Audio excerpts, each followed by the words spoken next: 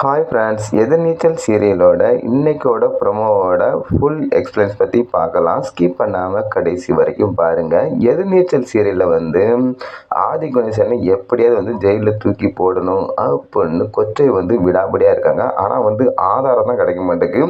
ஏதாவது ஒரு ஸ்ட்ராங் ஆதாரம் கிடைச்சா கண்டிப்பாக ஆதி கணேசன் வெளியே வராத அளவுக்கு ஜெயிலில் தூக்கி போடலாம் அப்படின்னு பிளான் போடுறாங்க.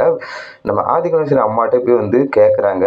எல்லா விஷயத்தும் உண்மையை சொன்னால் கண்டிப்பாக ஆதி கணேசன் உள்ள தூக்கி போடலாம். அதனால் அவங்க அம்மா கண்டிப்பாக அவங்க பையன் மேலே கம்ப்ளைண்ட் பண்ண மாட்டாங்க. ஆனால் எல்லா உண்மையும் சொல்ல வாய்ப்பு இருக்குது. அப்படி சொன்னால் கண்டிப்பாக ஆதி கணேசனை எப்படியாவது ஜெயிலில் தூக்கி போட போகிறாங்க. கொச்சை ஆதி கணேசன் தான் எல்லாத்துக்கும் காரணம். அதனால் கண்டிப்பாக சக்திக்கும் இந்த நிலைமைக்கு ஆதி கணேசன் தான் காரணம். சக்தி எப்படியாவது கொண்டுடலாம் அப்படின்னு தான் பிளான் போட்டு எல்லாம் பண்ணாங்க. ஆனால் ஜனனி சக்தி ஒரு வழியாக காப்பாற்றிட்டு வந்தாங்க. அருவிக்கரசி எப்படியாவது நம்ம தங்கச்சி தர்ஷனுக்கு கல்யாணம் முடிச்சு கொடுக்கணும் அப்படின்னு பிளானோடு இருக்காங்க. ஆனால் அந்த பிளான் கண்டிப்பாக நடக்காதுன்னு தான் நினைக்கிறேன்.